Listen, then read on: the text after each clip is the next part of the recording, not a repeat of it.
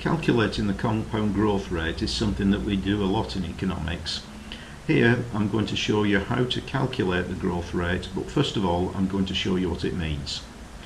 Suppose we have a variable that starts off with value y0. It's growing at a constant growth rate. So after 1 year, its value will be y0 multiplied by 1 plus the growth rate g. After 2 years, its value will be its value in year 1 multiplied again by 1 plus g, or alternatively y0, its initial value, multiplied by 1 plus g to the power 2. If we carry on this sequence, then we see that after t years its value would be yt minus 1 multiplied by 1 plus g, or alternatively its initial value y0 multiplied by 1 plus g to the power t. Now let's consider an example. Suppose the initial value of the variable was 100. If it's growing at a rate of 5% per year, then its value after 1 year would be 105. After 2 years, it will be 105 multiplied by 1 plus the growth rate 0.05, or 110.25. After 10 years, then its value would have increased further, and it would be equal to 100 multiplied by 1 plus 0.05 to the power 10, or 162.89. Now let's see how we can work backwards to get the compound growth rate if we know the initial value and the final value of the series. So suppose we want to work out the growth rate g, and we know yt and y0. So we have the formula yt equals y0 multiplied by 1 plus g to the power t. If we divide both sides by y0, we can write that as 1 plus g to the power t equals yt divided by y0. Now we can work out the value of g as follows. The value of g will be yt over y0 to the power 1 divided by t minus 1. This gives us a way of working out compound growth rates which we can use in a spreadsheet when we have data on yt and y0. Now we're going to use the method of calculating growth rates to calculate growth rates for energy demand and gross domestic product for the United States. Energy is measured in thousands of tons of oil equivalent, and gross domestic product is measured in billions of US dollars at 2009 prices. First thing I need to do is to calculate the length of time between each cyclical peak. So to do that on the spreadsheet, I'm going to calculate the difference between the end date here and the start date here. Then I can copy that down like this. Then for the whole period, it will be the difference between the end value 2007 and the start value 1960. So that gives me the length of time between which I want to calculate the growth rates.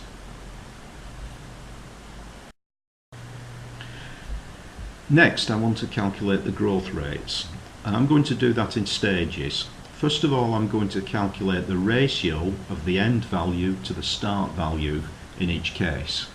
So to do that for energy, I would take the value in 1973 and divide that by the value in 1960. And if I copy that across, then I'll get the same calculation for GDP. So these two values give me the ratio of the 1973 value to the 1960 value for energy and GDP. And then I can simply copy that down for the remaining calculations here. But for the whole period, I need to do that separately. So I'm going to enter that in explicitly here as the ratio of the 2007 value here divided by the 1960 value here. And then I'm going to copy that across for the GDP calculation. So that's the first stage of my calculation. In the second stage of my calculation, I'm going to calculate the growth rates using the formula we described earlier. First of all, I take the ratios that I've just calculated and I raise those to the power of 1 divided by the length of time between each peak. So in this case, between 73 and 1960, it will be 13 years. And then I need to subtract 1 from that calculation to get the compound growth rate for energy. Again, I can copy that down for each value for energy growth to give me the energy growth rates between the dates given. I need to enter the same calculations for GDP, so I'm going to take the ratio at the end and the start dates. I'm going to raise that to the power of 1 divided by the length of time between those dates, and then subtract 1 here to get the compound growth rate. And then I'm going to copy that down again to get the compound growth rates between each of the dates mentioned. Finally, it's going to be easier to interpret the growth rates if they're written as percentage growth rates rather than proportional growth rates. So the final stage of my calculation is I'm going to multiply each of these figures by 100 to get a percentage growth rate. So I'll enter this as 100 multiplied by the proportional growth rate that I've calculated. Again, I can copy that across to get the GDP growth rates, and then copy this down to get the growth rate between each of the dates. That gives me the compound growth rates expressed as percentage growth rates. Now I want to compare the US figures with the UK figures. So to do that, I'm going to make it easier for me to read and compare the figures as follows. First of all, you'll see in this column I've now entered calculations for compound growth rates between the dates. So what I'm going to do is copy my calculations here, so I can do that by highlighting them and pressing Ctrl C, and then here in this cell I'm going to paste the results, but I need to paste the values rather than the actual formulas. So I'm going to paste here values, click on that, and that gives me my calculations. Now this is kind of hard to interpret because every figure is expressed to a large number of decimal places, so I'm going to reduce that to a more reasonable number by clicking on this, decrease decimal, and just express everything to 2 decimal places. So this gives me the growth rates between the dates. And you can see here a similar pattern to the UK.